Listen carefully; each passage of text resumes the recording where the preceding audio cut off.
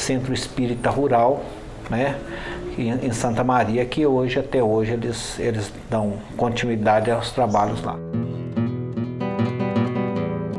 Frederico Peiró é um anarquista espanhol fugido de seu país no final do século XIX, que passa a residir em Uberaba e a estudar o espiritismo. Ao viajar a trabalho para a Fazenda Santa Maria, percebe que existe uma comunidade de médiums no local. Frederico Peiró, ele era materialista. Quando aqui ele chegou em Bragança Paulista, depois veio para Uberaba, ele esteve em Veríssimo. Quando ele chegou em Veríssimo, eles pediram que ele frequentasse uma sessão espírita. E ele não quis. Ele disse que não, que ele era materialista, que ele não acreditava em nada. Mas como esse advogado era muito amigo dele, estava sempre pedindo, sabe? Vamos, um dia ele resolveu aí. Chegou lá tinha as mensagens escritas e psicofônicas. Viu uma mensagem psicofônica em castelhano. Ele era espanhol, ele entendia o castelhano. E o espírito falou, terminou. Aí o presidente disse, eu não entendi nada.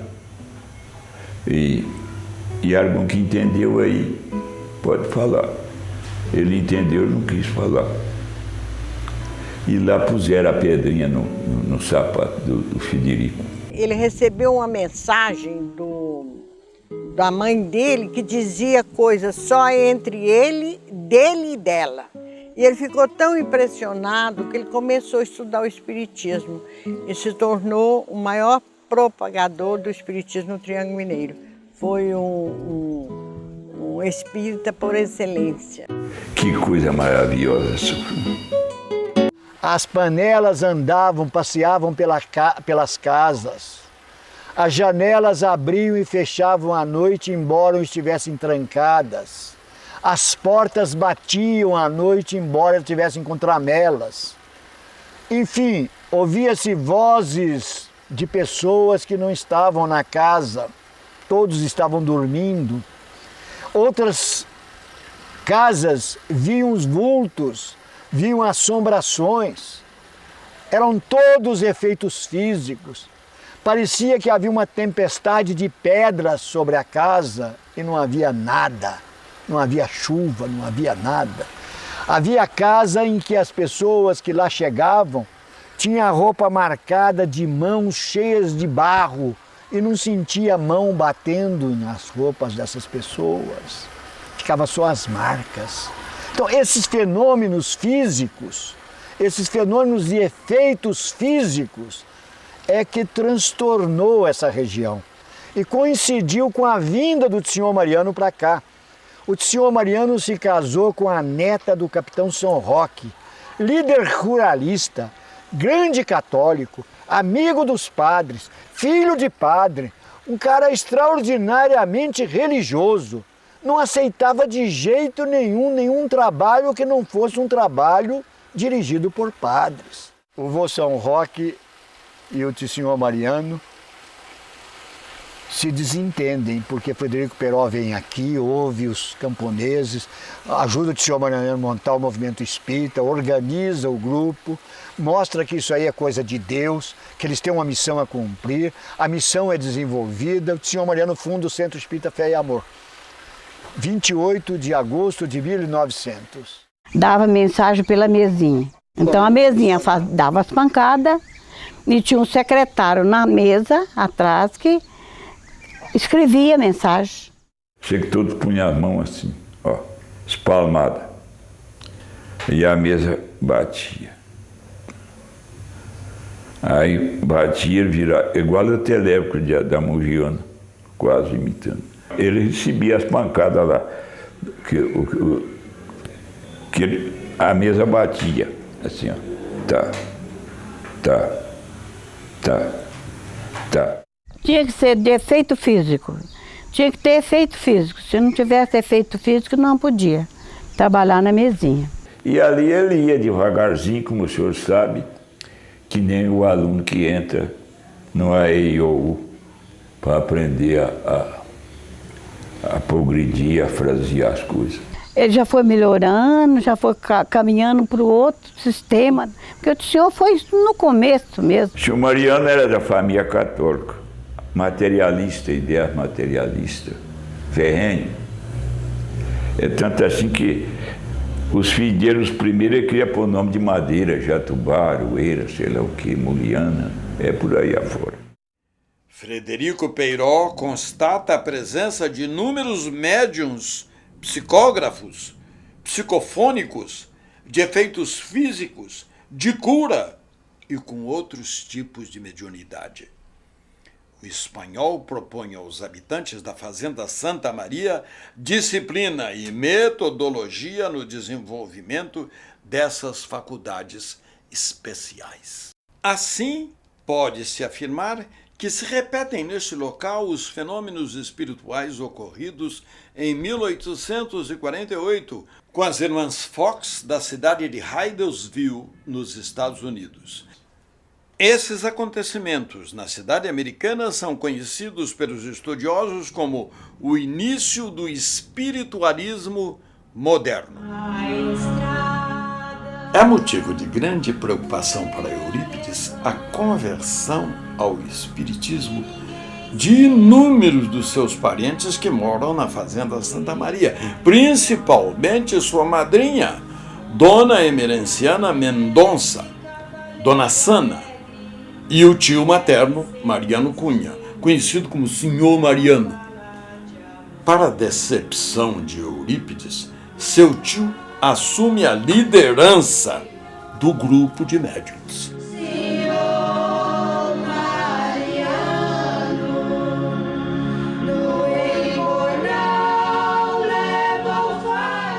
Quando vê o afilhado, Dona Sana lhe fala da quantidade de fenômenos mediúnicos dos quais é testemunha nas sessões espíritas na Fazenda Santa Maria e das significativas pregações evangélicas realizadas por gente humilde, analfabetos e semi-analfabetos.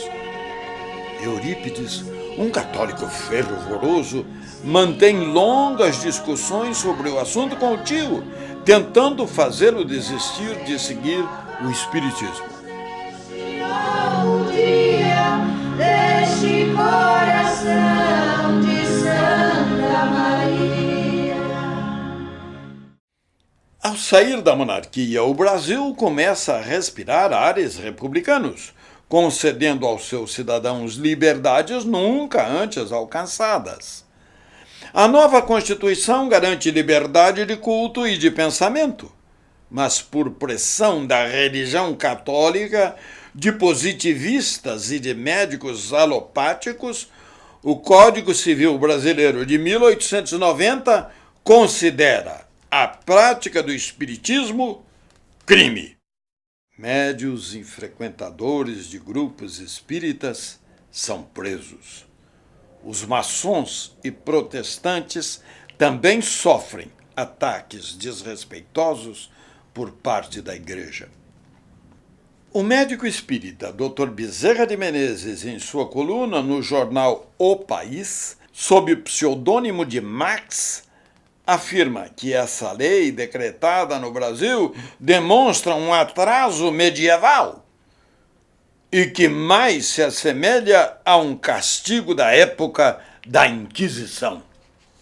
Os espíritas são perseguidos e os locais nos quais se realizam palestras e sessões mediúnicas são apedrejados pela população católica, incentivada por padres e bispos que se empenham em mostrar ao seu rebanho o lado demoníaco do espiritismo. Os espíritas afirmam que suas práticas religiosas e filosóficas são baseadas no Evangelho do Cristo e que seus princípios são frutos de pesquisas sérias. Nesse período, no Rio de Janeiro, são fundados vários grupos de intelectuais para estudar a doutrina de Kardec, destacando-se o do advogado Antônio Saião, pai da cantora lírica Bidu Saião. Esses grupos espíritas exigem o fim da escravidão e apoiam a República. É de um desses grupos que surge o movimento que fundou a centenária Federação Espírita Brasileira, em 1884. Intelectuais, políticos, médicos, militares e jornalistas como Quintino Bocaiúva, Joaquim Nabuco, Saldanha Marinho, Bezerra de Menezes, Bittencourt Sampaio e Arthur Azevedo simpatizam com o espiritismo ou se tornam espíritas. Entre as mulheres se destaca a educadora Anália Franco. Os escritores Machado de Assis e José de Alencar fazem parte dos incrédulos e afirmam que o espiritismo é, abre aspas, uma fábrica de loucos, fecha aspas. Em Sacramento, Eurípides Barçanufo toma conhecimento da opinião dos dois grandes escritores brasileiros. Eu sei que o presidente lá do Rio, da Federação Espírita, ficou sabendo que Bezerra de Menezes estava manifestando aqui, em Minas. E mandou um mensageiro aqui. Mandou um mensageiro aqui, o mensageiro chegou aí, olhou tudo aí e tal, e ele mandou um livro, depois da morte de Leon Denis, não é? Ciente da chegada de Mariano Cunha a Sacramento, Eurípides pede para a sua mãe, Dona Meca, preparar a cama do tio em seu quarto, como de costume. Mal se recolhem e Eurípides, impaciente, inicia não um diálogo, mas um verdadeiro duelo de conceitos religiosos e filosóficos, tentando demover o senhor marinheiro da prática do espiritismo. Seu tio argumenta no limite do seu entendimento. A conversa se estende por horas e Mariano dá sinais de exaustão mental, pois o sobrinho lhe exige mais do que sua capacidade intelectual permitia absorver. O duelo, por fim, tem um vencedor aparente. E Mariano diz ao sobrinho, num misto de rudeza e ternura: desisto. Sou um homem rude do campo, que não tem condições de discutir ideias religiosas com você, que é um moço apreparado, estudioso e fala diversos idiomas. Tome, leia este livro. E entrega ao sobrinho o livro Depois da Morte, do filósofo e intelectual francês Leon Denis, lançado na França no final do século XIX. Obra que há mais de 100 anos fascina gerações devido ao seu conteúdo filosófico, literário e humanista. Aí entregou o livro, o senhor disse, pegou, logo no prefácio ele já baqueou, já amoleceu, e ficou lendo o livro, ele dormia, acordava, o senhorito está lendo o livro. Ele falou, ele gostou do livro. O dia amanhece e o jovem Eurípides ainda continua a leitura, seduzido pelo linguajar e pela argumentação do continuador da obra de Allan Kardec. A partir daí, passa a olhar para o tio de uma maneira diferente. Mas a conversão definitiva de Eurípides ao espiritismo não se daria com a leitura de Depois da Morte, embora tenha sido este um momento decisivo que o levou a refletir sobre os postulados da doutrina dos espíritos. Começa o ano de 1904. Abalado em suas convicções na fé romana, Eurípides estuda o espiritismo. Cada vez mais se afasta dos ofícios religiosos da igreja. Porém, sobrepõe-se aos demais: o das boas-aventuranças. É a velha questão que insiste em perturbar o jovem católico. E o Eurípides vem à Sexta-feira da Paixão e chega em Santa Maria, viu que o trabalho estava sendo realizado na casa de um camponês. Se dirigiu àquela casa e lá chegando sofreu uma primeira surpresa. Todos os habitantes de Santa Maria estavam presentes. Unanimidade. Não havia um contrário. Todos eles eram espíritas e participavam daquele trabalho. Segundo fato que espantou Eurípides, se todos estavam presentes, não havia necessidade de lugares vagos. E lá estavam 2 lugares vagos, um para ele, outro para o companheiro que ele trouxe. Então sabiam previamente que ele lá estaria e ele não avisou ninguém que viria aos trabalhos. Depois o maior espanto é que Eurípides assistiu respeitosamente à abertura dos trabalhos, à prece do Senhor Mariano, a explicação do texto que foi lido, e depois o Senhor Mariano informou que iria passar para os trabalhos mediúnicos. E nesse instante, depois ele contou, mas mentalmente, Eurípides teria dito: se isto for verdadeiro, se os mortos puderem voltar, eu gostaria que João Evangelista me informasse através do Aristides, um dos que compunham a mesa de médiuns, e ele conhecia todos, porque todos eram parentes dele, pela origem até, através de Aristides, as bem-aventuranças. Aristides não sabia fazer o ó com a garrafa. Ele era analfabeto e falava como fosse estudado. Tinha um coração grandioso, era muito bom, uma pessoa boníssima, prestativa, caridosa, mas era oco de inteligência, vazio de inteligência. E não tinha tido oportunidade de frequentar escolas. Então por isso que Eurípides pediu que João Evangelista explicasse por intermédio de Aristides as bem-aventuranças. Não tem dúvida. Aristides levanta-se e faz a mais linda explanação bíblica que Eurípides tinha visto até então, ouvido até então.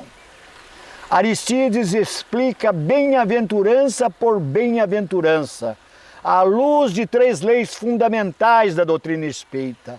A primeira, a lei do amor. A segunda, a lei da reencarnação. A terceira, a lei do progresso. Cada um de nós conquista aquilo que Jesus prometeu pelos seus próprios esforços. E Aristides explica isso com uma clareza irrefutável, com uma lógica que Eurípides ficou abismado. E no final ele diz: João, o Evangelista. Não precisa dizer mais nada, Eurípides se torna espírita. E aí acabou de completar a derrubada dele. Então o senhor Mariano foi o portal do senhor Eurípides. A estrada de Damasco de Eurípides Bassanufo foi Santa Maria. É igual São Paulo e Estevão. Sem Estevão não tinha São Paulo. Senhor Eurípides sem Mariano, no meu modo de ver, não tinha senhor Eurípides. Ele deu um testemunho dos maiores, o compadre senhor Mariano. Ele foi meu compadre, a filha mais velha, a filhada dele. Chegava as pessoas obsidiadas, ele punha lá numa casinha, eu ia para a escola, eu chegava lá e encontrava ele pondo comida na boca daquele pessoal. 2, 3, aquele sarava chegava mais 2, isso foi a vida do senhor Mariano. Foi um pioneiro do espiritismo no Triângulo Mineiro, foi. Os espíritos tinham respondido ao seu desafio. Não restam mais dúvidas. Eurípides constata que os homens, após a morte do corpo físico, sobrevivem e podem se comunicar com os chamados vivos através dos médiuns. Esse episódio aliado à mais perfeita compreensão de Deus que encontrara nos argumentos de Leon Denis, em Depois da Morte, faz com que Eurípides Barçanufo descerre definitivamente o véu da ignorância espiritual que o dominava até então. Depois de ir à fazenda Santa Maria para educar sua mediunidade com Mariano Cunha e Frederico Peiró, sua conversão se completa.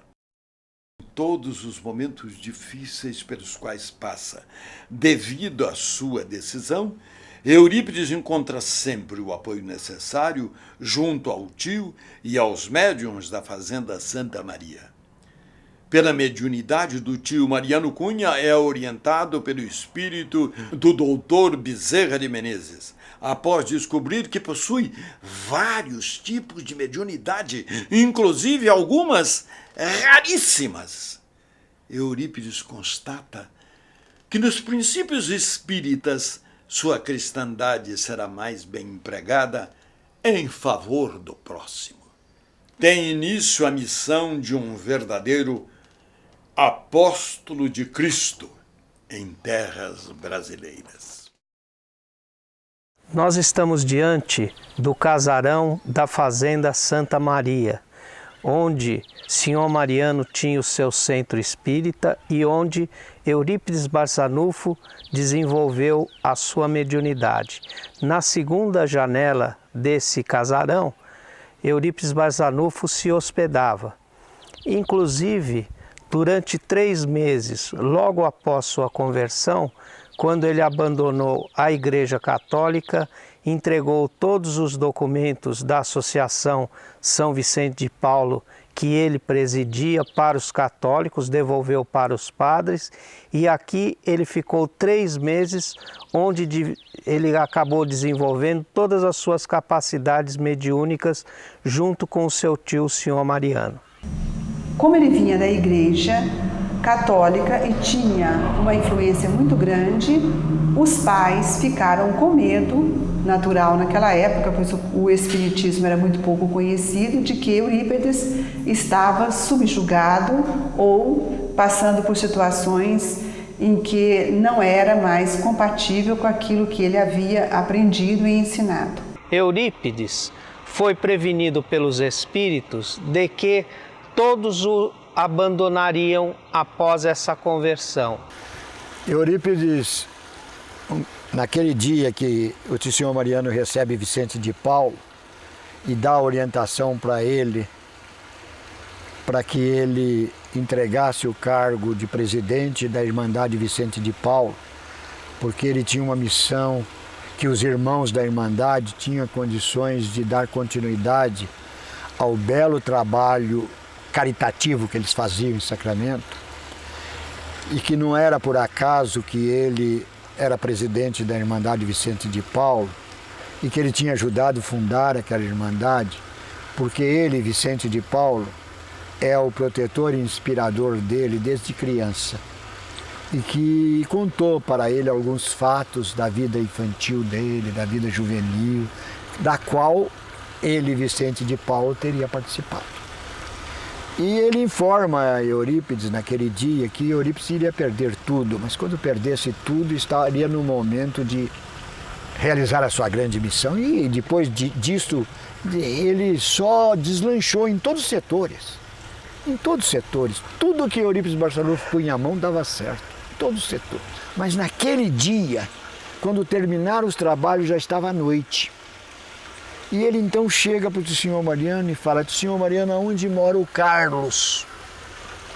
Eu disse: senhor Carlos é um doente que tem nome de Carlos. Aí ele falou: o Carlos mora depois dessa selva aí. Ele mora numa casinha isolada daqui. Por quê? Nós temos que visitá-lo. Amanhã cedo nós vamos lá. Não, senhor, nós temos que ir hoje, porque faz 3 dias que o Carlos não tem alimento e nem água. Nós temos que ir hoje. Mas a selva, floresta, tem animais perigosos. Mas nós estamos a serviço de Deus, não estamos, senhor? Nós não temos que temer isso. Vamos lá visitar o Carlos. Arriar o cavalo,